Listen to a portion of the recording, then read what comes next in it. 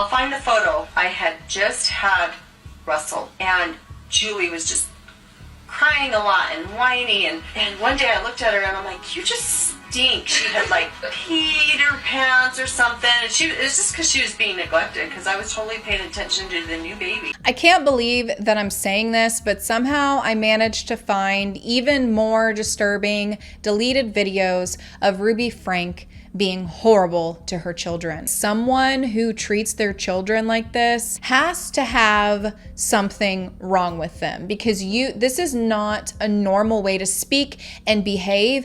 And honestly, I would like to know, where are the people that was watching this family channel? Where were the people that was supporting this content? I see a lot of videos about Ruby Franke, but I don't see anybody asking the question, who was she teaching how to parent their children? How many other parents out there watched this channel and ended up doing some of the same things to their kids because they watched her do it? Yes, Ruby Franke is an awful, terrible human being who is currently locked up with no bail, as she should be. But the disturbing thing is that this channel, when 8 Passengers existed, got a ton of views. People liked it. People watched it and left comments loving this content that they were watching. The domino effect that someone like Ruby Franke must have had in other children's lives because their parents were watching it and learning from her. And it reminds me of how Jody, the other woman that was arrested because the children were at her house whenever all of this happened, that we talked about in my previous video, which I'll have linked down below. When all of this happened, Ruby was taking life coaching advice from this Jody woman who has an entire website called Connections or something like that, full of all of these podcast episodes, full of all of these teachings that she's giving other parents on how to parent. There are people who had one-on-one phone calls with her. They would literally pay to talk to this woman on the phone and to take advice from him on how to parent their children. You need to understand how disturbing that is, that there were private phone calls going on with Jody and other parents across the world that were learning how to discipline and how to teach their children from someone like this, from someone that was teaching someone like Ruby Franke. I keep calling her Ruby Franke. I know it's Ruby Franke. I'm sure there's already comments down below correcting me. I don't really care. Sorry. Her last name's not important to me. There are children involved here. That's the least of my worries. There are some people that left me comments on my last video, and they said that my comparison between Ruby Franke and Lori Vallow were a little bit inaccurate. I completely disagree. They were both Mormon, and they both speak exactly the same. Like when they're sitting there talking about like their weird belief system, they sound identical. They're talking gibberish, bullcrap, and everything they say is crap that they're teaching these other people. Literally, there is a clip of Ruby where she's talking about people, like adults who abuse their children. Strongly disapprove of abuse. I think all of us could get on board with, yeah, I have righteous anger toward adults abusing children. When I see what's going on with children being exploited and being used as tools, as pawns. Yet she was doing the same thing, and Jody's over there nodding like, Meanwhile, they probably got some kids duct taped in their basement at the same time they're filming this video. Now, I want to show you guys some clips that I found of Ruby Franke with Eve. I found numerous clips where Eve was being unsupervised. She was not being watched. There's one of her where she got into a bath. I don't know if it was old bath water from a previous child that they just hadn't drained, or if she filled the bathtub herself. Evie! Look at me! We are on our way to take the kids to school, and now we're going to be late. No. No.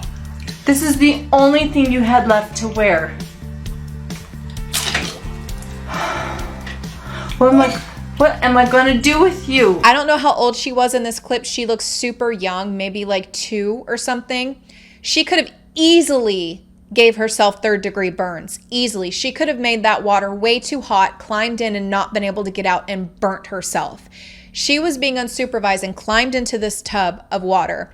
Ruby obviously, as the good family vlogging mother she is like, hey, I need to get my camera first, runs and goes and gets her camera from wherever the hell it was, and starts recording this little child in the bath and saying, oh my gosh, we're gonna be so late. We were trying to take your kids to school. If you're gonna be so late, woman, why are you going to get your camera to vlog this? Isn't this getting in the way of you getting to school on time? Like, you're filming it, which is making you even later. Then she tells her that that is her only outfit, that the soaking wet outfit that she is wearing is the only one she had.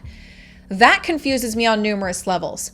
Either she was being dramatic for the effect of the camera, or that's the only outfit she had, which where is all the rest of her clothes, or her punishment was going to be going in wet clothes. I'm not going to say one way or the other, but either way, that just, it stood out to me that she's like, that is your only outfit. And then there's another clip where she's sitting there vlogging outside and noticed that her daughter is dangling in this pipe thing. I don't even know what's going on here, but she's literally dangling there. And Ruby's like, oh, and she like runs over there and is recording her while she's dangling. Oh, no. What are you doing? You are so crazy, girl. After what we've heard about this duct tape situation and the fact that Ruby was filming stuff, I do think it's possible that she was outside filming and just didn't see that Evie climbed down there. But I'm also kind of wondering, did she put her there? Like, did she purposefully put her there to make a dramatic vlog?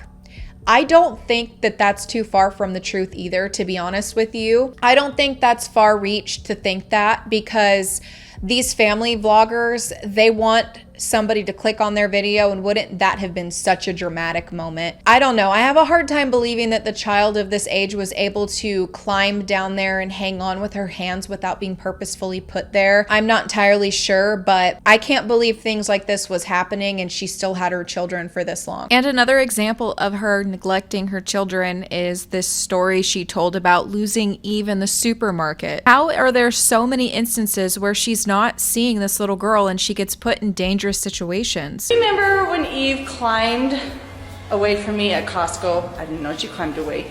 She ended up being found by an employee up in a toy house that was like on pallets up in the air. I don't know how she got up there. There's also another clip where Ruby is talking about how Evie was supposed to wake herself up for school. 2 days ago was preschool. Eve slept in. She's notorious for sleeping in. And she woke up and I thought, you know what? I'm not gonna wake her up, because every time I wake her up, she gets super grumpy and upset, and I have to literally drag her into her dress. And she's old enough to do that herself. And she missed preschool. She slept in and she woke up. She's like, I'm ready to go to preschool. I said, you know what? Preschool's over. You slept through it. I'm sorry. And she's like, what? And I said, you need to get up and get ready if you're gonna go to preschool, because I'm not gonna drag you out of bed.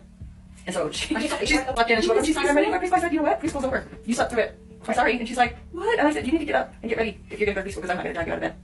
And so yeah, I still pay for it, but it's a lesson learned.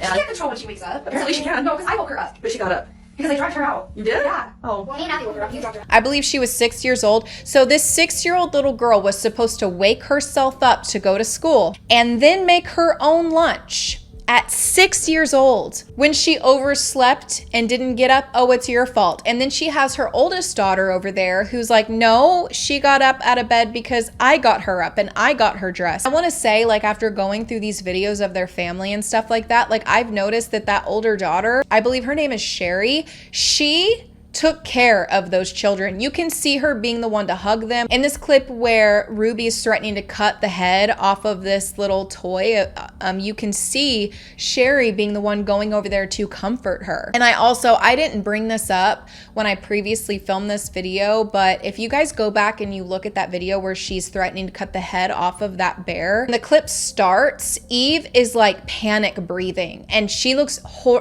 terrified, like she doesn't know what her mom's gonna do. I've never seen a child act like that. Like, the kids that I'm around, they don't breathe panically like that whenever their parents are getting onto them for something, because they're not scared of them. And then we go on to this video where this is actually the child that ran to the neighbor's house to ask for something to drink, is filming him, and she's talking about how she's in such a bad mood, right? And then she says, you need to go pick up your socks. And she's obviously really irritated, but there's nothing going on. I'm like, why are you so mad at this kid? He's not even doing anything. So she's following him while he goes to pick up his socks. And because this kid took his socks off and left them by the garden, she makes makes him get on the hard concrete and do 10 push-ups because he left his socks by the garden.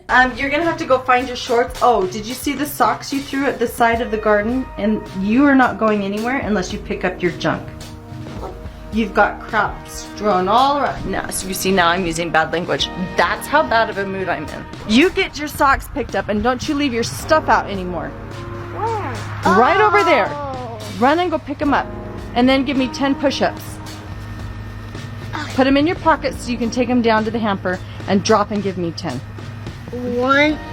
Put your hands straight out. They're in. They're not supposed to be out. Shape your hands forward. There you go. 1, 2, down further. Bring your butt down. And with the same child, he's like play wrestling with his older brother, and then she threatens their privilege of dinner that night. They're gonna think you're torturing him. Stop it. I know you're not, but it looks like you are. Okay, Russell.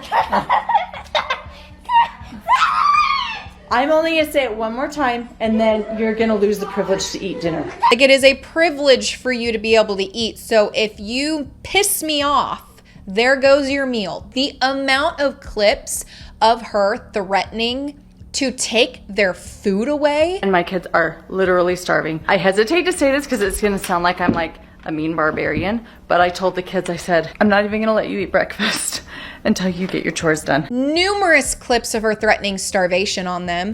Mom, if we did forget our lunches, would you bring them to us? No. And then there's this clip that I found where her other daughter was going for a checkup. She films her weight when she has to get on the scale and then makes jokes about her weight, and you probably don't want to eat that sucker, and now that you're 99 pounds, you probably don't want to eat that.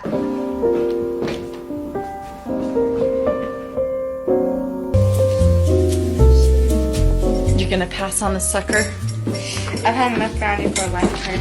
I really don't.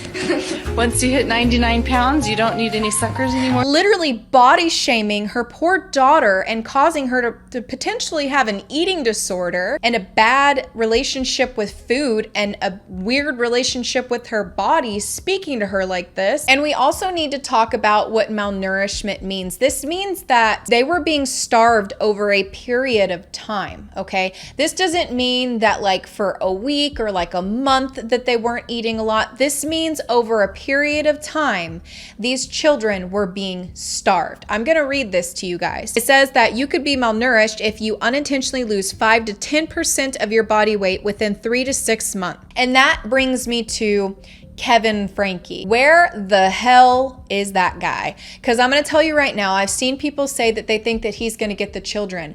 I absolutely do not think that he should get these kids. And CPS already failed them when it came to investigating their home life with their mom, even though there had been numerous calls made to them about this, which I will get into. But he was also around when all of the filming was happening with their children. He was in support of them not getting, the youngest ones not getting Christmas presents while the older ones did. So literally the younger kids were getting love for Christmas because they apparently did something so bad that they didn't deserve presents from Santa Claus. Children, the two youngest are showing long patterns of selfishness. They have been showing through their choices their unwillingness to repent, their unwillingness to feel sorrow over some pretty egregious choices that they've made.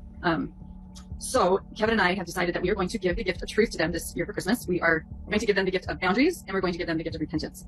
So we sat down with them, and we told these two what our expectations were again, and we let them know how deeply sorrowful we've been because of the choices that they've been making, and how it's affected their teachers at school, it's affected their peers, it's affected our home, the siblings. And we just laid it out very clear. And we told them that this year they are not going to be visited by Santa. So they will, and we prepped them. We let them know that the Christmas morning, their 4 older siblings will be getting Christmas presents to open, and that they will have the gift of love from their dad and I, because we want them to really have a visceral experience that hits them. So up until now, I was really hoping that like keeping them home from school and wiping the floorboards would like really bring pain. Like, oh my gosh, I really want to change this behavior that I've been exhibiting. And it wasn't painful for them. They're like, oh yeah, we get to stay home from school and clean floorboards. This is kind of fun. It's like, so, they've had these visceral experiences, and they haven't affected them. It's because they're so numb. And so the more numb your child is, the greater experience, the bigger the outcome. They need to wake them up. You're not going to push a boulder with just your hands. You need some real leverage. And the biggest leverage that a little child has is probably Santa Claus. And so I expressed to them that I love your soul more than anything in this world. And I literally would do anything to invite you into repentance. And I know parents say that, I would do anything for my kid. But really, what I think most parents are saying is, I would give anything to you if I would pay any price monetarily. I don't know how many parents are actually willing to put any boundary in place that would bring a turnaround, that would really bring repentance. And so that is our gift. Our gift is a reflection of truth to our child of, this is how selfish you have shown up. And it's not like once or twice. It's not 1 week. This is like months and months and months and months and months you have shown up this selfish. And so I'm going to reflect truth to you equally, which is about the equivalent of Santa not coming. So they made their youngest children, their babies, watch the older ones open presents for Christmas. He was in support of that. Now that's a type of psychological abuse in my personal opinion. And also the fact that these children were malnourished, meaning they were being starved over a period of time before this happened. Where was he? He wasn't around, was he? Guys, I'm not kidding you. I saw this clip and I had to rewatch it because I wasn't entirely sure if I didn't just check out and go into another planet and like make up what I was hearing, because it was so awful that I almost couldn't believe it, that I was hearing it, even after everything else with Ruby. This is terrible. I'll find the photo. I had just had Russell and Julie was just crying a lot and whiny, and one day I looked at her and I'm like, you just stink. She had like peed her pants or something, and it was just because she was being neglected, because I was totally paying attention to the new baby. And I thought, you know what, I'm gonna get somebody to help me with the little ones. I'm gonna pay attention to you. And so I bought her a new little dress at Walmart. It was like one of those dresses you see for like $4.89 or whatever, a really cheap dress. It was just darling, cute as can be. And I gave her a bath and I brushed her hair and fixed it cute, and she was good. She was better. She says in this clip verbatim that she is neglecting her daughter to take care of her other kid, and talks about how she ended up going to the bathroom in her clothes and she was like, oh, she smells so bad, and is basically talking about how she was neglecting her and she wasn't being taken care of because I wasn't taking care of her, and changing her clothes and letting her walk around in her own urine. She was acting up, and then she's like, well, I guess I'll just go buy her this $5 dress from Walmart and get her dressed up all cute, and then she started acting better. There's also this clip where she's talking about her oldest son Chad, the one that she made sleep on the floor and a beanbag for 7 months and wouldn't let him have a room, where she's talking about how when he did have a bed that he was complaining that it was broken, and she was just like, oh, it's fine. This board is about to snap in half. So I'm just going to start over. Chad's been complaining for a while now that he doesn't feel safe on his bed, that the bed feels like it's going, he's like, Mom, every time I get on my bed, it feels like I'm going to break through the bed. And I'm like, oh, it's fine. And then also while we're talking about Chad, she was doing like a Q&A with Sherry. And in the background, you can hear Chad say, hitting you, referring to his mom hitting him. And I know that I'm not going to be reprimanded. I know I'm not going to be corrected, or like, that's a huge thing. And a feeling too. Like, if you feel confused or like you don't quite know what's going on, that's a huge sign you're being manipulated. And I also forgot to mention there's this other clip where Ruby is talking about how she left her children, I believe they were all under the age of 5, downstairs so she could go take a nap. Now she told her kids to stay on the couch, watch their show for an hour and not move. And she also told them under no circumstances do they go into the kitchen, and that she would feed them after she napped. So obviously the little kids go in the kitchen and they get some pineapple, spill a little bit of the juice on the floor, try to clean it up.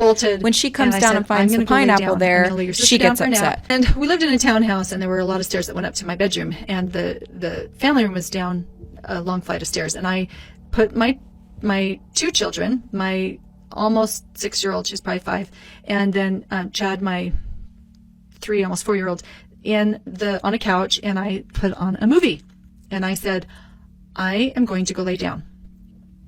Do not move from your couch. You got your blanket, you've gone to the bathroom, the doors were locked and bolted, and I said, I'm going to go lay down. I'm going to lay your sister down for a nap, the baby, and I'm going to go lay down. And when I come down, I will get some lunch for everybody, or a snack, or whatever it was. So they were fed, they were full, they were emptied, and And so I thought, okay, everything's good. And I made it very clear. I said, do not, under any circumstance, go into the kitchen. Do not go into the kitchen. You just stay right there and watch the movie for an hour. And I went upstairs and laid down. And an hour later, I came downstairs and the movie was still going and they were sitting on the couch and they were cuddled in their blankets. I thought, oh, good. They did what they were told.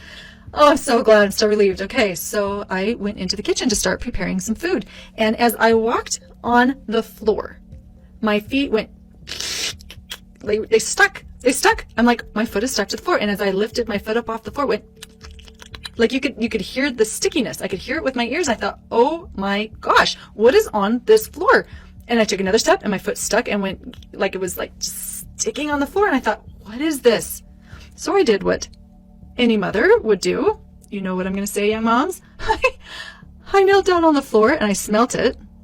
And I couldn't quite tell. And I stuck my tongue out and I licked the floor. I'm like, this is pineapple juice. What in the world? How did pineapple juice get on the floor? And everywhere I walked, my foot stuck to the floor. And I thought, what? How? I'm trying to put the pieces together. Like, what happened? So I called my two kids and I said, come here. And they came over and I said, do you guys know why this floor is sticky? No, we don't know. And I said, this floor was absolutely clean before I went upstairs. I went upstairs for an hour and I came down and now it is covered. There is something that's going on and one of you or both of you knows something and you're not telling me. And I'm going to stand here until you do. And my son said, I know why it's sticky. I said, oh, and why is that? Well, I thought I cleaned it up, but I guess I didn't. Him saying this in his, 3 or 4 year old vocabulary. He showed me that in the fridge there was a big Tupperware of pineapple with some juice in it. And he said, I went into the kitchen and I got the Tupperware of pineapple and I opened it to get some pineapple and it spilled and went everywhere. And I hurried and picked up all the pieces of pineapple. And then he showed me, he said, I got a paper towel and I cleaned up all of the mess and put the lid on and put it in the fridge so it didn't look like there was anything wrong. Well, you as anybody older than 4 years old knows that if you have pineapple juice and you take a paper towel and you soak up the pineapple juice, you're not actually cleaning the pineapple juice. You're just making it look like there's no pineapple juice. And so I looked at him, and here's where the compassion comes in, and I hope that you can hear it. I said, that's a good thing that you told me that what you have done, and you didn't clean it up. You didn't actually clean it up, and that was dishonest. So I'm telling him the truth. You said you would not go into the kitchen, and you did. I told you under no circumstance are you to get off the couch, and you did. And I told you I would be feeding you as soon as I come down, and you felt entitled to go take. You felt entitled to take what was in the fridge and eat it. And then you made a mess. And then you tried hiding it by lying. There's also this other disturbing clip where one of her daughters needs to go to the emergency room. And she starts vlogging about that she's been delaying taking her to the emergency room. She said she took an hour-long shower and that she was cleaning the bathroom. This is just another example of neglect. I have been stalling in my bathroom. I took an hour-long shower and just cleaned in the shower. I think my family's having church right now in the family room, and I'm like stalling. I'm cleaning the sink, I'm cleaning the countertops, mopping the floor. I'm stalling. I think Kevin and I are going to take Sherry to the emergency room. You guys, this woman is horrible. This woman is terrible. And we cannot stand for that dad for Kevin Franke getting these kids. There is no way, because he was there when all of this was happening. Like, nobody's talking about the dad, and I get it. Ruby's gonna get what she has coming to her. She has a lot of charges against her, well deserved. She's being held without bail. There's evidence galore with these videos, on top of the police recordings and things that we've already heard of Russell escaping. There's all of that. But the thing I'm concerned with, is Kevin gonna get anything for this? Because he was there when all of that happened. The things that he was seeing and allowing, it's so sad. I also want to make a comment about how her sister Bonnie, I believe her name is, she put out a video talking about what was going on with Sherry, and she deleted it. I found somebody else who talked about it, and they had some clips from it, so I will insert it here. If you have the internet, you have seen news articles on my sister Ruby from the 8 passengers, and my sisters and I, we are on the very same page. We put out a message, you can read that on Instagram, and for the last 3 years we have truly clung on to each other and offering support to one another, and I don't think any of us could have ever seen this coming. We all did as much as we could legally, and you don't know what you don't know. I do feel a little bit numb at this point. The only thing that we ultimately care about is that our nieces and nephews are safe, and they are. And that is the only thing that matters to any of us. It is going to feel weird for me to move forward. And I think, do I just move forward? Just take it a day at a time. Who knows what anything has in store, but we just know right now that those kids are safe. I don't have any thoughts even for myself. I don't know what I would even tell myself, let alone tell all of you. I think times like these is where it really tests your belief in God. And I know that timing is everything. And I know that they will be taken care of. I know the kids will be okay. And I know our family will be okay. And things like this happen, and somehow we each find a way to move forward. No matter what situation you're finding yourself in, the sun rises every day, the sun sets every day, and each day you move forward. That's all you can do. It doesn't really seem like they were trying much. It kind of came off like she wanted to post this video to try and save herself and make it sound like we tried to do something. I don't want to put blame on people who were around them, because ultimately it was these children's parents that were doing this to them, but also there are so many people that were surrounding them, and I feel like nobody tried that hard. The neighbors did report certain things to CPS. They said that Eve would wander around the neighborhood and that she just seemed like a lost child, and that during school hours where Ruby was supposed to be homeschooling her kids, that Eve would just be walking around outside. She'd come knocking on their door and ask to play with their kids, and they're like, they're at school, which she should have been as well, but she wasn't even being watched. She's walking around outside. They also said on numerous occasions that they'd see the kids out there in extremely hot weather where they should not have been outside doing yard work for hours and hours. So CPS had been called on them before, but nothing was done about it. Nothing was done about it until just now. The system failed these kids like they do so many other children. And to think that they would all still be in this situation if that little boy did not have such bravery to escape. And that child saved his siblings. That child did more than anybody else did. And I don't know, guys. You're going to have to let me know what you think down below, and I'm pretty sure I know what you're going to think. If you guys still want me to talk about the Ruby Franke situation, give it a thumbs up and let me know in the comments down below, and I'll definitely do that. Don't forget to subscribe so you don't forget any videos from me, and I will be seeing you guys in my next video.